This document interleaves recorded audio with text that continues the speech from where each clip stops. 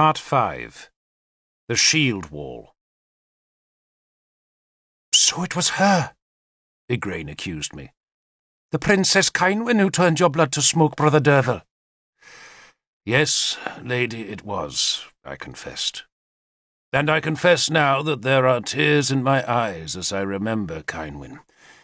Or perhaps it is the weather that is making my eyes water. For autumn has come to Dinarac, and a cold wind is stealing through my window.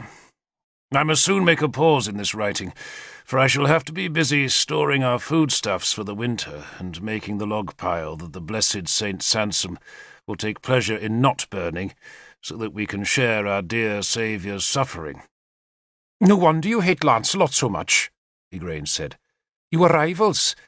Did he know how you felt for Cynwyn? In time, I said, yes. So what happened? She asked eagerly. Why don't we leave the story in its proper order, lady? Because I don't want to, of course. Well, I do, I said. And I am the storyteller, not you. If I didn't like you so much, Brother Derval, I would have your head cut off and your body fed to our hounds. She frowned, thinking. She looks very pretty today in a cloak of grey wool edged with otter fur. She's not pregnant, so either the pessary of baby's feces did not work, or else Brockvale is spending too much time with Nuich. There was always talk in my husband's family about Great-Aunt Cynwyn, she said, but no one ever really explained what the scandal was about. There is no one I have ever known, lady, I said sternly, about whom there was less scandal. Cynwyn never married, Igraine said. I know that much. Well, is that so scandalous? I asked. It is if she behaved as though she were married, Igraine said indignantly. That's what your church preaches. Our church, she hastily corrected herself. So what happened? Tell me. I pulled my monk's sleeve over the stump of my hand, always the first part of me to feel a chill wind. Cynwyn's tale is too long to tell now, I said, and refused to add any more, despite my queen's importunate demands. So did Merlin find the cauldron? Igraine demanded instead. We shall come to that in its proper time, I insisted. She threw up her hands. You infuriate me, Derval. If I behaved like a proper queen, I really would demand your head. And if I was anything but an ancient and feeble monk, lady, I would give it to you. She laughed, then turned to look out of the window. The leaves of the small oak trees that Brother Maelgwyn planted to make a windbreak have turned brown early, and the woods in the coombe below us are thick with berries, both signs that a harsh winter is coming. Sagramore once told me there were places where winter never comes, and the sun shines warm all year. But maybe, like the existence of rabbits, that was another of his fanciful tales. I once hoped that the Christian heaven would be a warm place, but Saint Sansom insists heaven must be cold, because hell is hot, and I suppose the saint is right. There is so little to look forward to. Igraine shivered and turned back towards me. No one ever made me a Lunacy Bower, she said wistfully. Of course they did, I said. Every year you have one. But that's the Cares Bower. The slaves make it because they have to. And naturally I sit there, but it isn't the same as having your own young man make you a bower out of foxgloves and willow. Was Merlin angry about you and Nimue making love? I should never have confessed that to you, I said. If he knew, he never said anything. It wouldn't have mattered to him. He was not jealous. Not like the rest of us. Not like Arthur. Not like me. How much of our earth has been wet by blood because of jealousy? And at the end of life, what does it all matter? We grow old, and the young look at us and can never see that once we made a kingdom ring for love. Igraine adopted her mischievous look. You say Gofethed called Guinevere whore. Was she? You should not use that word. All right. Was Guinevere what Gofethed said she was? which I'm not allowed to say for fear of offending your innocent ears. No, I said. She was not. But was she faithful to Arthur? Wait, I said. She stuck her tongue out at me. Did Lancelot become a Mithrist? She asked.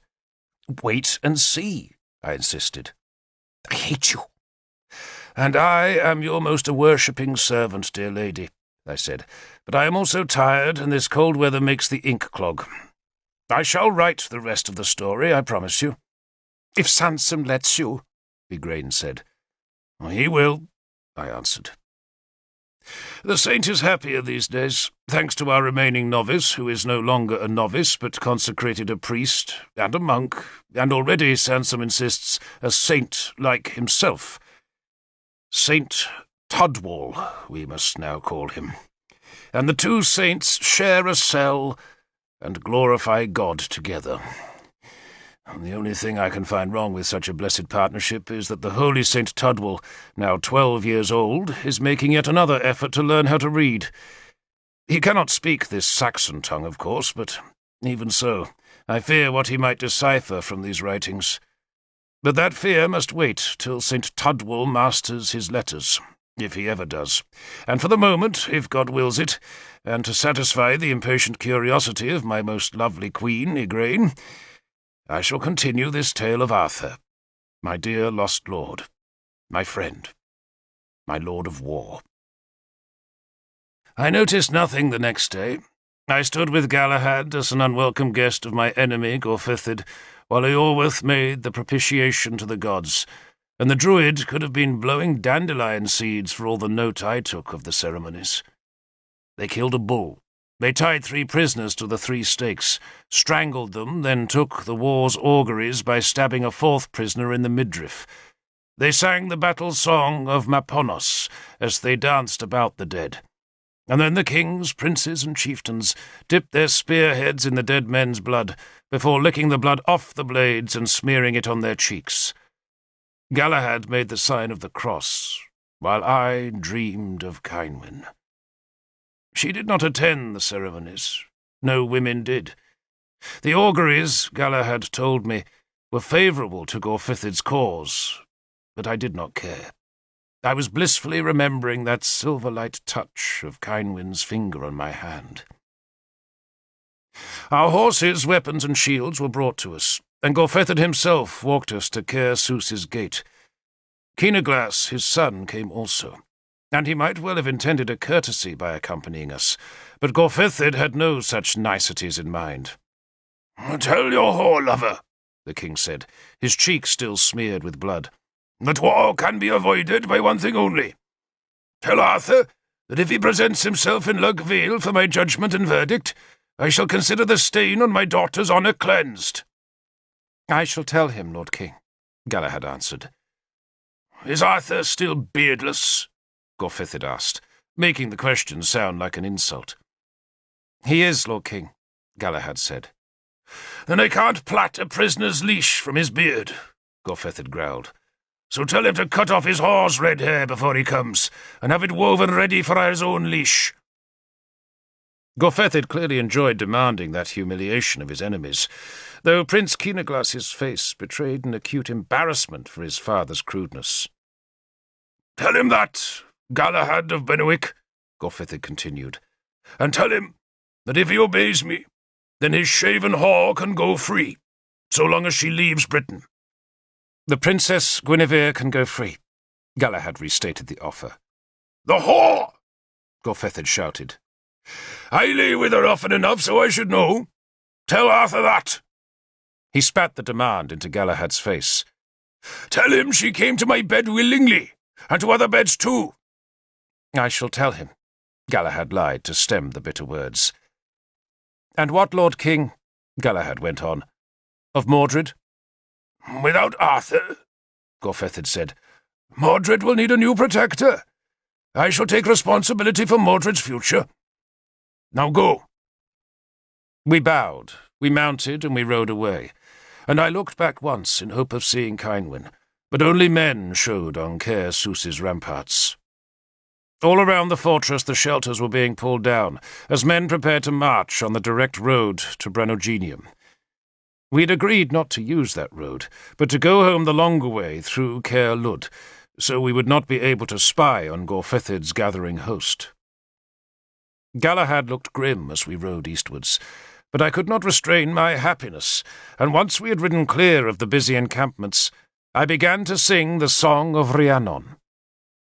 "What is the matter with you?" Galahad asked irritably. "Nothing. Nothing, nothing, nothing!" I shouted in joy, and kicked back my heels so that the horse bolted down the green path, and I fell into a patch of nettles. "Nothing at all," I said, when Galahad brought the horse back to me. "Absolutely nothing." "You're mad, my friend." "You're right," I said, as I clambered awkwardly back onto the horse. I was indeed mad, but I was not going to tell Galahad the reason for my madness, so for a time I tried to behave soberly. "What do we tell Arthur?" I asked him. "Nothing about Guinevere," Galahad said firmly. "Besides, Gorfethid was lying. My God, how could he tell such lies about Guinevere?" "To provoke us, of course," I said. "But what do we tell Arthur about Mordred?" "The truth. Mordred is safe." "But if Gorfethid lied about Guinevere," I said, "why shouldn't he lie about Mordred? And Merlin didn't believe him." "We weren't sent for Merlin's answer," Galahad said. "We were sent to find the truth, my friend, and I say Merlin spoke it." "But Tudrik," Galahad answered firmly, "will believe Gorfethid." "Which means Arthur has lost," I said bleakly. But I did not want to talk about defeat, so instead I asked Galahad what he had thought of Cynwyn. I was letting the madness take hold of me again, and I wanted to hear Galahad praise her and say she was the most beautiful creature between the seas and the mountains. But he simply shrugged. "A neat little thing," he said carelessly, "and pretty enough if you like those frail-looking girls." He paused, thinking. "Lancelot will like her," he went on. "You do know Arthur wants them to marry, though I don't suppose that will happen now. I suspect Gunlius's throne is safe, and Lancelot will have to look elsewhere for a wife." I said nothing more about Cynwyn.